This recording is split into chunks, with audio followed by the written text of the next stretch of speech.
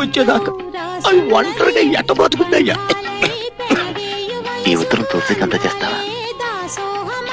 నాకోసం ఎదురు చూడకుండా ఇంకెవరైనా పెళ్లి చేసుకుని ఇందులో రాశా. మరో 3 రోజుల్లో నన్ను విడుదల చేస్తారు.